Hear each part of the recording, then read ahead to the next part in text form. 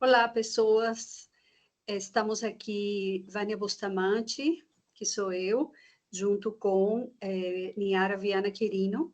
Somos do programa de saúde mental Brincando em Família e iremos apresentar alguns aspectos do programa para vocês. Eu sou psicóloga, professora da UFBA e coordenadora do Brincando em Família, que se trata de um espaço de cuidado e promoção da saúde mental infantil através de acompanhamentos psicoterapêuticos que apostam no brincar livre.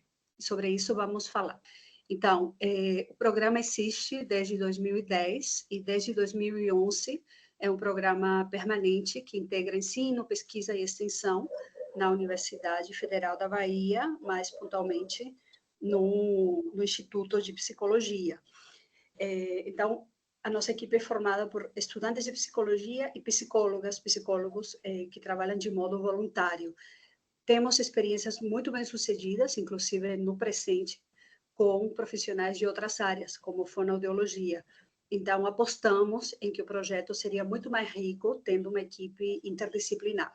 Mas, no momento, é oferecido atendimento psicológico gratuito a crianças e suas famílias. E esses atendimentos acontecem dentro de uma sala na Biblioteca Pública Infanto-Juvenil Monteiro Lobato, no bairro de Nazaré, em Salvador, o que tem evidenciado uma parceria muito fecunda, interessante, entre as áreas de saúde e cultura. O nosso espaço, então, para crianças e suas famílias, é um espaço coletivo que é convidativo para o brincar livre e também para as conversas. Então, aqui uma primeira imagem da Biblioteca Monteiro Lobato. Nós estamos numa sala dentro dessa biblioteca e atendemos a população de modo gratuito nos turnos de terça-feira de manhã e quinta-feira à tarde. E em cada turno, trabalhamos com grupos, sendo que o primeiro grupo é para crianças de até 6 anos e o segundo grupo é para crianças a partir de 7 anos. E aí, às vezes, chegam alguns adolescentes de 12 anos ou, eventualmente, um pouco mais. O trabalho acontece sempre com uma rotina muito intensa de estudos e supervisão, que envolve reuniões todas as terças-feiras. Pode passar o slide. Então, a gente recebe famílias de todas as regiões da cidade de Salvador, às vezes de outros municípios também, que chegam com encaminhamentos de diversos serviços de saúde, como CAPES, como ambulatórios, como unidade básica de saúde, também da educação, principalmente escolas, e serviços da assistência social, como CRAS e CREAS. Também alguns serviços filantrópicos, e principalmente famílias que já conhecem o Brincando em Família e que nos indicam. E, ultimamente, grupos de mães especiais ou grupos de mães atípicas, que são mães que se entendem como mães de crianças com autismo, inclusive. Claro que a gente entende as crianças para além dos diagnósticos, como crianças, cada uma com a sua singularidade, e, ao mesmo tempo, com uma diversidade grande, que traz uma riqueza muito grande ao que se passa no espaço. A gente aposta na desmedicalização, não? Na crítica à medicalização, que envolve o brincar livre, o fortalecimento dos vínculos familiares entre adultos e crianças, e entre adultos entre si, e crianças entre si. Então, os vínculos da família com o Brincando em Família também, assim como a promoção da saúde e da autonomia das pessoas. Pode passar o slide. Então, as características para a população que frequenta são a frequência livre, o fato de que não é preciso ter uma queixa ou encaminhamento formal para ter acesso ao serviço. A única condição, que é bastante interessante, é que a criança frequente acompanhado de um adulto, um familiar, que precisa permanecer no espaço também, da maneira possível, sem uma prescrição de como tem que ser, mas já com um convite para que esse adulto se implique. A questão das portas abertas foi relativizada, ainda voltando para a questão das portas abertas e do agendamento, não foi relativizada porque a gente começou a trabalhar com agendamento desde 2021, na volta do período pandêmico, e continuamos com esse funcionamento porque temos tido uma demanda muito intensa, de modo que a gente precisa organizar, agendando previamente as famílias, para que possamos recebê-las, né, no Brincando. Pode passar. A gente trabalha integrando contribuições da saúde mental e da psicologia, e especificamente dentro do modelo da atenção psicossocial. E também pensamos que existem pontes importantes com o tema da reabilitação e do cuidado à saúde das pessoas com deficiência, né? Principalmente quando se fala do autismo, que inclusive é o motivo desse ciclo de aulas, né? Pelo Telesaúde. Mas voltando para a atenção psicossocial, existem documentos muito importantes, como os Caminhos para uma Política de Saúde Mental Infanto-Juvenil, de 2005, que estabelecem princípios muito importantes e que nos orientam, assim como orientam o nosso trabalho em rede. A ideia de que toda criança ou adolescente é um sujeito responsável pela sua demanda, um sujeito de desejos também. Então, não tem um trabalho que possa ser feito sobre saúde mental infanto-juvenil sem incluir necessariamente a escuta a esses sujeitos. A ideia de que o acolhimento tem que ser universal a quem chega. Obviamente que às vezes a gente não dá conta do que é necessário, e aí é preciso fazer articulação de rede, que é feita de modo permanente, entendendo a rede de uma maneira ampla, envolvendo serviços formais e outros informais, e quando necessário fazer encaminhamentos implicados, com um diálogo prévio com essa rede, que é também uma rede intersetorial, e que deve ser tecida no território onde o sujeito vive e vai se constituindo. Pode passar. Em relação a contribuições mais pontuais à psicologia, são muitas. Eu vou mencionar, de um lado, a proposta da acolhida, que tem muitos pontos em comum com a discussão sobre acolhimento na saúde e na clínica ampliada, mas a acolhida envolve aceitar as pessoas do jeito que elas chegam, sempre destacando os aspectos positivos, ou seja, na contramão de fazer críticas, julgamentos, a conexão entre a criança e o adulto, colocando em palavras, muitas vezes, né, o que a gente percebe, a aposta no brincar como algo importante em si mesmo, e não como algo instrumental para aprender ou ensinar comportamentos. E o fortalecimento e empoderamento das famílias, em relação a validar o que elas sabem sobre si e sobre as crianças.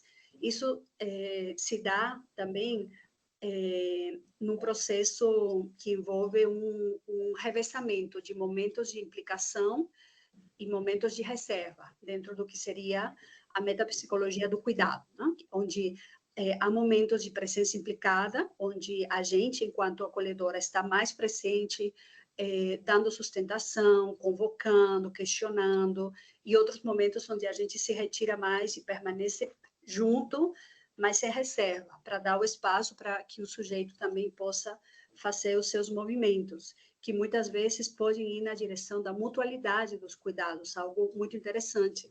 Pensar que as crianças também podem cuidar dos adultos, que as crianças, do modo delas, também podem cuidar da gente, se preocupar com a gente, né? E com isso construir algo importante para elas. Pode passar. A nossa grande aposta é o brincar. O brincar é livre, mas acontece de uma maneira muito organizada, dentro de um espaço que precisa ser previsível e em horários também previsíveis. Então, quando a gente diz que a gente vai funcionar, então a gente está ali mantendo uma integridade e uma continuidade no modo como a gente se apresenta, incluindo uma oferta o mais rica possível de materiais, considerando que os brinquedos podem ser estruturados, semi-estruturados, não estruturados, e que as brincadeiras são diversas, mas que também existem questões envolvendo a faixa etária das crianças, e que os brinquedos, a gente tenta, né, que sejam ao máximo antissexistas, antirracistas, anticapacitistas, porque os brinquedos podem transmitir uma série de valores, e é preciso problematizar. O brincar acontece em um espaço coletivo, de maneira que é preciso que existam regras de convivência, e então tudo isso contribui para um brincar que pode ser de grande importância na própria constituição psíquica, sendo que as crianças estão, né, ainda em processo de constituição, mas as crianças podem elaborar uma série de aspectos e podem transitar e amadurecer nesse processo, como veremos, inclusive, na fala mais detalhada de Niara. Pode passar, por favor. Então, muitos são os autores que trabalham com o brincar, e a gente escolhe o psicanalista Donna Winnicott, que aponta que o brincar é uma experiência sempre criativa, uma experiência que se dá na continuidade espaço-tempo, uma forma básica de viver. O brincar é importante em si mesmo, nos ajuda a construir uma relação de confiança em nós mesmos e com o mundo. E envolve ações, né? Envolve práticas. É muito importante o brincar quando a gente pensa numa criança, porque envolve um primeiro momento de avanços na diferenciação, um momento em que a criança não é mais somente ela, mas também ainda não chegou na realidade que é compartilhada por todos, está na ponte, na transição. Então, o brincar entra nesse lugar que é tão importante, porque é um ponto onde a gente pode ter uma série de crenças que não necessariamente têm que ser testadas na realidade externa, mas que, em alguma medida, precisam ser compartilhadas por outros. Então, isso tem a ver com a área intermediária, onde o brincar promove o crescimento e, portanto, a saúde, possibilita relacionamentos de grupo e pode ser uma forma, então, de comunicação, inclusive na psicoterapia. Pode passar. Então, a gente entende que estamos falando de um método, o método Brincando em Família, e que pode também ser aplicado e, na verdade, recriado em outros contextos. E, ao mesmo tempo, é preciso considerar quais são as ações desse método Brincando em Família. Então, são muitas as ações, não é simplesmente brincar em um espaço com as crianças, mas há momentos pontuais, como fazer um bom acolhimento no início, seguindo todos os princípios da própria atenção psicossocial, que envolve também conhecer sobre a história da criança. Esse acolhimento se inicia no processo de agendamento, onde a gente também leva em consideração a singularidade de cada pessoa, a construção de um psicodiagnóstico interventivo, que envolve um momento de avaliação, que pode concluir na pactuação de um projeto terapêutico singular, assim como momentos onde a gente devolve para as famílias impressões que temos desenvolvido sobre o caso. Também temos momentos de articulação de rede, quando a gente precisa dialogar com outros serviços para construir o cuidado a algumas crianças. E um ponto de destaque aqui são as visitas escolares, que a gente desenvolve em vários casos. Por outro lado, pode passar o slide, tem aspectos que são permanentes no Brincando em Família, que envolvem, como já foi também mencionado, o brincar livre e a escuta em grupo. Às vezes é um brincar e uma escuta individual, a crianças e adultos, e muitas vezes é em grupo, mas o que eu quero dizer é que tem crianças que brincam mais sozinhas, tem adultos que fazem questão de falar só com a gente, e a gente procura respeitar esse modo de estar de cada criança, e que cada pessoa vá se abrindo para a convivência, né? Como parte de um processo. Outro aspecto que é permanente e é fundamental é o nosso processo de trabalho, onde a gente produz relatos de cada atendimento, toda vez que a criança e sua família chegam ao serviço, tem sempre uma acolhedora responsável, é algo análogo ao técnico de referência, uma acolhedora responsável, e a gente tem reuniões semanais de estudo e supervisão. E isso nos permite fazer uma amarração do trabalho para que tenha a qualidade e a consistência que a gente deseja. Agora eu vou dar a palavra à Niara, que vai falar, inclusive, sobre a pesquisa de mestrado. Não é, Niara? Isso. Então, como foi dito, eu sou Niara, né? E vou trazer um pouco, uma ilustração do cuidado que ofertamos, né? Do que a gente nomeia como método Brincando em Família, a partir dessa pesquisa que surgiu a partir da prática dos atendimentos no Brincando em Família. O título é Itinerários e Processos de Cuidado, junto a crianças com autismo e suas famílias no Programa de Saúde Mental Infantil Brincando em Família. Então, essa interrogação aí, ela vem justamente a partir do momento em que nós começamos a receber famílias trazendo essa demanda, essas queixas relacionadas ao autismo. E aí a gente começou a pensar, né? Qual seriam as possibilidades de cuidado? Então, a ideia, a partir desse trabalho, foi buscar compreender os processos de cuidado que são construídos junto a crianças com autismo e suas famílias no Programa de Saúde Mental Brincando em Família, né? Na pesquisa também a gente traz uma discussão sobre a questão dos itinerários de cuidados percorridos. E aí, o tema do autismo, né, começou a ficar cada vez mais presente, né, nos nossos atendimentos. Eu coloquei aqui a forma com que o DCM traz em relação aos critérios, né, de diagnóstico. Tem esses dois grandes grupos.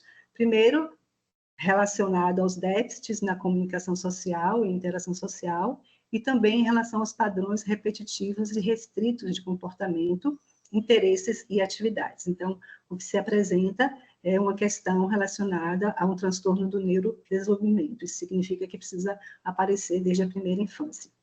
E o que a gente viu é que o autismo, né, ele é uma condição de etiologia multifatorial, passou por várias mudanças classificatórias ao longo de sua história, ao longo da história da psicopatologia, né? E atualmente a gente percebe um aumento significativo de diagnósticos. Né? Alguns autores, inclusive, nomeia como uma epidemia diagnóstica. Algo em comum que a gente percebe é que se trata de uma questão de saúde pública, né?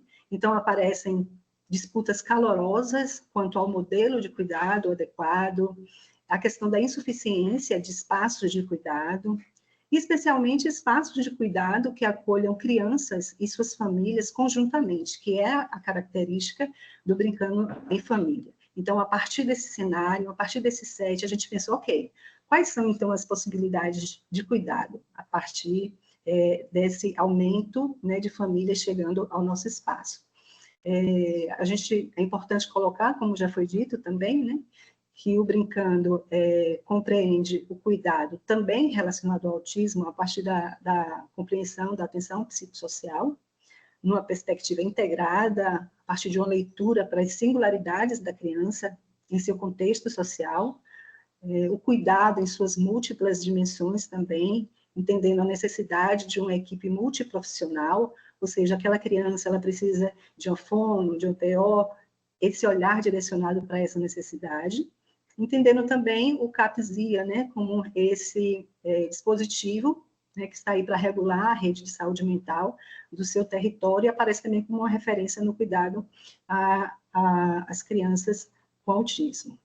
O trabalho realizado junto à criança e sua família é o que é feito, né, no Brincando em Família, e a gente vai trazer aqui um pouco dos dois casos que a gente trabalhou na pesquisa do mestrado, para poder ilustrar um pouquinho esse modo, né, de cuidado ofertado a essas crianças. Então, nós temos aqui Pablo, né, uma criança de 9 anos, e sua mãe Tasha, são nomes fictícios. Essa criança, ela chegou no Brincando aos 9 anos, né? Ela estava com 9 anos quando chegou, a configuração familiar monoparental, buscou o serviço em busca, no caso, de um espaço de socialização. Então, foi uma criança que já chegou com com o diagnóstico de autismo. É um caso que a gente considera emblemático. Durante um bom tempo, né, de 2018 a 2022, a gente tem a frequência dessa família em nosso espaço. Eu estou apresentando aqui agora, de forma sintética, né, uma linha do tempo, né, brincante, dessa criança que chegou aos 9 anos. Em 2018, chegou Pablo aprendiz, né, e em 2022, o processo acontecendo, a gente consegue perceber um Pablo brincante, né? Foi um caminho que foi percorrido de amadurecimento emocional, no qual ele começou a se perceber como si mesmo, diferenciado e experienciando o brincar criativo. Quando ele chegou, percebemos características da dependência absoluta, que é um conceito que o Winnicott traz, com indícios de maturidade, e a partir do brincar livre, de diferentes modos, e também do conversar, o processo foi acontecendo. A gente vai trazer aqui agora alguns recortes dessa pesquisa, dos momentos de brincadeira de Pablo conosco, né? Ele chegou no espaço de forma muito isolada, ficava no cantinho, não interagia com outras crianças, ficava mais próximo à sua mãe, mais próximo a alguma acolhedora, né? E ele passou muito tempo, assim, nesse modo de estar. E aí, na sua brincadeira, ele pegava um brigadeiro e começava a fazer um movimento de malabarismo, né? Era um modo que ele tinha também de se organizar, de brincar. Pegava outros objetos, como o chocalho, por exemplo, e fazia a mesma coisa, o mesmo movimento. Começou a brincar de massinha, início de uma brincadeira mais simbólica, mas ainda naquele momento ele brincava e aí falava para a acolhedora, olha, comida não é de verdade, vai fazer mal, trazendo a questão da literalidade, né? E a brincadeira foi acontecendo, os encontros e os atendimentos foram acontecendo. Ele pegou outros objetos nesse relato e foi brincando, né? E a acolhedora pegou e foi brincando também de forma semelhante, né? Sem buscar retirar aquele movimento, aquele comportamento que ele estava apresentando. E, à medida que a brincadeira foi acontecendo, que ela foi brincando de forma semelhante, ela começou a inserir novos modos de brincar, né? De forma bastante gradativa, jogando um para o outro, e ele foi aceitando, né? E as interações, elas foram acontecendo a partir desse modo de estar com Pablo, né? Sua mãe, ela diz assim, né? Esses relatos em vinho são retirados dos relatos que a gente faz dentro do programa. Que ele se sente bem, consegue conversar mais e se expressar mais. E aí a gente traz a teoria na qual a gente trabalha, né, de Winnicott, que diz a importância de observar a criança que brinca, como foi dito, né? A brincadeira em si mesmo. Brincar é fazer também. No momento, a acolhedora fez uma intervenção na medida necessária, junto às necessidades de Pablo, sem retaliações. Então, é o brincar aparecendo nesse espaço intermediário entre o mundo interno e o mundo externo. A brincadeira continuou, novas brincadeiras foram sendo inseridas, a brincadeira de pega-pega e esconde-esconde começou a ser recorrente para Pablo, começou a gostar muito de brincar, né? Nesse modo.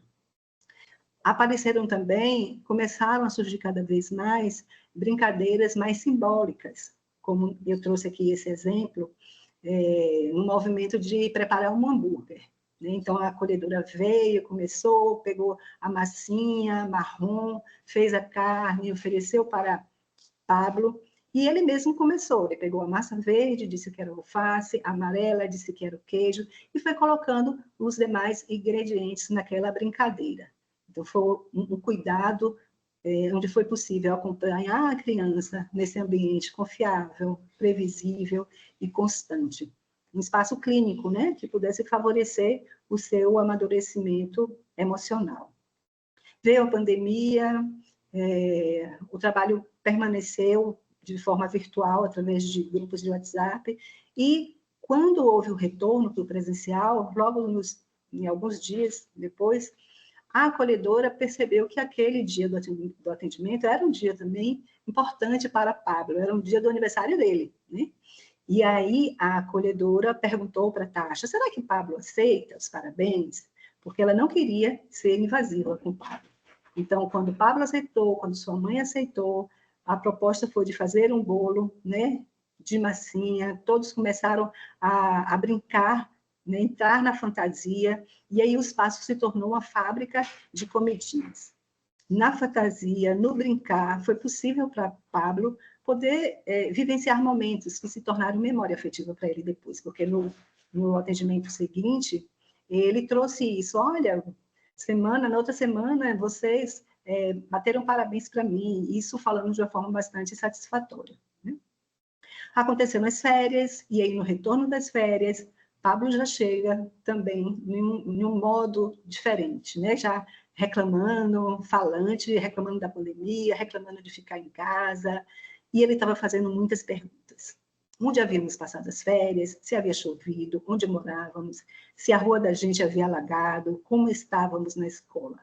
Pablo falando, se comunicando, se expressando, buscando saber do outro o que tinha acontecido e trazendo também coisas da sua própria vivência, né? No momento da festa do aniversário, a acolhedora ela se movimentou numa mediação implicada, cuidadosa com Pablo, né? Pensando nesse ambiente que ofereceu confiança para que ele pudesse existir, para que ele pudesse se expressar no seu verdadeiro self. E aí a gente traz, né, relembra como ele chegou sem interação com as crianças e ao longo do processo chegou ao ponto de ele chegar mais cedo e aí, de uma forma bastante sonora, perguntar, né, onde estão as crianças? Então, ele começou a trazer a internalização de regras também, trazer do seu desejo, trazer reclamações, queixas. E ele falava, não, agora não, depois eu falo, ou então, estou muito chateado, ou em outro momento, vamos continuar a nossa brincadeira. E assim ele seguiu como um aprendiz brincante, né? E o outro exemplo que a gente traz é de Peter, é uma criança e uma família que representa, né, muitas outras que vão chegando cada vez mais ao nosso espaço.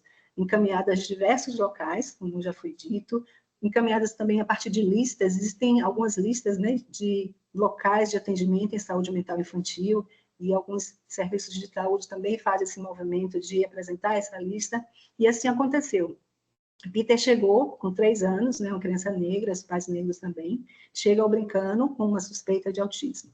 Então, a mãe já passa por todo um percurso de busca por atendimento, já traz uma sobrecarga materna, algo muito importante para a gente estar atento também, às famílias que chegam, em busca de um diagnóstico. Então, a gente percebe as singularidades de Peter e também semelhanças com outros casos que vão chegando a partir do aumento de casos cada vez mais que chegam no espaço do Brincando em Família, né? E aí a gente traz aqui alguns recortes para acompanhar um pouquinho do que aconteceu com ele.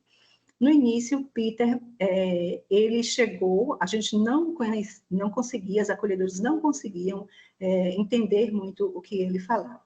Ele tinha um movimento, um comportamento de explorar bastante o espaço, de circular, de correr, de se esconder, né?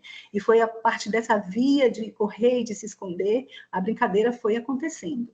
Ele entrou na brincadeira, ficou se escondendo atrás das almofadas, ficou observando as pessoas por trás da cerca, e brincamos como se estivéssemos no filme de espionagem. Então, toda uma narrativa foi ali desenvolvida entre Peter e a acolhedora, né? Foi no brincar que ele começou a sentir confiança, no desaparecer, no ser encontrado, né? Através também dessa presença disponível para brincar da acolhedora, né? De poder acolher seu modo singular de estar no espaço. Outra brincadeira que foi compartilhada com a acolhedora foi de cavalgar com os cavalinhos. Ele fazia missões enquanto brincávamos e eu imitava, né? Fala a acolhedora. E íamos passando pela sala. Então, a acolhedora, ela espelhou Peter para ele mesmo. Winnicott fala sobre isso, né? Sobre o rosto da mãe como o precursor do espelho. Então, ela reflete o que vê no filho e devolve para ele o que viu, né? Então, naquele momento, naquela brincadeira, ele, Peter, ofereceu algo de si mesmo. E ele pôde ser visto, escutado, percebido do modo como se encontrava, né? Então, Peter olhou a acolhedora, né, fazendo a sua imitação, e pôde ver a si mesmo, o encontro, né, do seu mundo interno com o mundo externo através da brincadeira. E aí a gente traz, né, essa acolhedora brincalhona presente e disponível. O Winnicott fala que crianças brincam com mais facilidade quando a outra pessoa consegue e pode ser brincalhona, né? Então, houve uma ampliação das brincadeiras, vivências com esse mundo interno e externo e avanços em seu amadurecimento emocional. Aqui tem outro trechinho de uma brincadeira que ele começou a fazer o som de uma ambulância, né? E aí a acolhedora fala: eu digo que a bebê está doente e precisa de um remédio. E ele logo pega um brinquedo para fingir que é a injeção. Então, ele já entrando nesse mundo simbólico, no mundo da fantasia, no mundo do faz de conta, tão importante, né? No brincar. Foi um processo ainda inicial, não conclusivo, né? Mas com elementos para demonstrar as contribuições do brincar num ambiente favorável, para que Peter pudesse se expressar e tecer também os seus movimentos. Algo bem importante no espaço do Brincando em Família também é o processo de vinculação dessas famílias, né? Onde elas podem ser acolhidas, ter uma escuta que possa validar suas angústias e também uma convocação para o seu saber sobre o seu filho. E aí Tasha tem esse depoimento aqui que ela diz que tem sido muito bom para Pablo e que tem percebido vários avanços desde que ele entrou no projeto. Disse que ele tem se colocado mais, falando o que pensa, quer e que tem participado mais. E Pérola, a mãe de Peter, também traz que Peter gosta muito do projeto, que ele se diverte, ele se distrai, que é bom para ela também. Então, um espaço para a criança, um espaço para a família, e um vínculo que é fortalecido nesse compartilhamento do cuidado, né? O investimento do cuidado das famílias, o investimento no cuidado também do brincando, né? Através do brincar, através do conversar. Então, foi possível remalhar os laços, se organizar psiquicamente e avançar com novas elaborações e perspectivas para o cuidado com o filho. E a gente traz algumas singularidades e também interseções entre esses dois brincantes, né? Duas crianças, diagnóstico de autismo, né? De Pablo, a outra em investigação, essas crianças em fases distintas do desenvolvimento. Pablo chegou aos 9 anos, nesse comportamento de isolamento, de ficar no cantinho. Peter chegou aos 3 anos, não ficava muito tempo na brincadeira, no movimento mais de correr, de circular. E os dois, Pablo e Peter, encontraram a experiência do brincar no espaço do Brincando em Família, né? Então, o brincar, ele foi âncora, né? Amparou, sustentou, apoiou e também foi motor, porque impulsionou, motivou e fez acontecer. O Winnicott nos traz, né, que criança que brinca encontra-se com criatividade e caminha em direção ao seu amadurecimento emocional. Então, o brincando como essa referência de cuidado, né, um cuidado identificado como esse fio condutor do investimento entre as famílias e também a instituição. Cada participante da família estabeleceu seu vínculo singular com o brincando e, ao mesmo tempo, os vínculos eles coexistiram entre si. Então, a gente precisa continuar, né, pensando em relação às questões relacionadas ao TEA, que é um fenômeno que convoca para reflexões, discussões e também ações de cuidado, né? Pensar nos itinerários dessas famílias, importante pensar quais os percursos que elas fazem, né, na rede até chegar ao nosso serviço, nesse investimento da família, na sobrecarga materna, na circulação intensa entre os serviços de saúde e também a escassez de locais disponíveis, né? O brincar livre e espontâneo, como esse espaço potencial, né? Onde é possível experienciar o mundo interno e o mundo externo e avançar no curso do amadurecimento emocional. Então, é um investimento no cuidado, na formação e no fortalecimento dos vínculos também. O que a gente apresenta é esse modelo de cuidado, no qual acolhedoras, né, estão ali disponíveis, brincalhonas, observam, interagem, silenciam, deixam acontecer, fazem acontecer, em um ambiente confiável, previsível e constante, né? Que gera efeitos para uma existência criativa.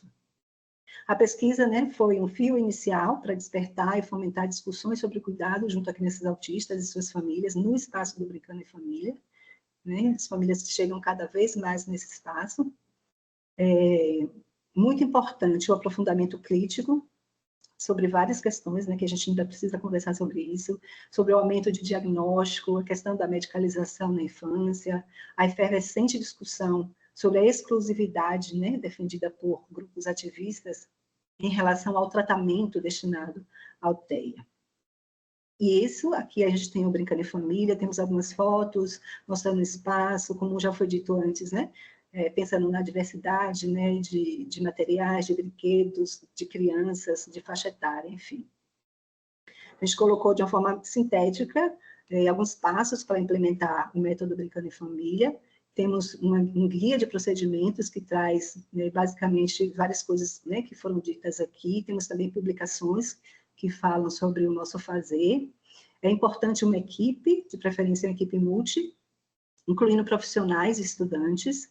Necessária uma rotina de estudos, supervisão e produção de relatos, e essa organização do espaço físico a partir também do que já foi dito anteriormente, né? O acolhimento, o psicodiagnóstico interventivo para a construção do PTS e, muito importante, a articulação de rede.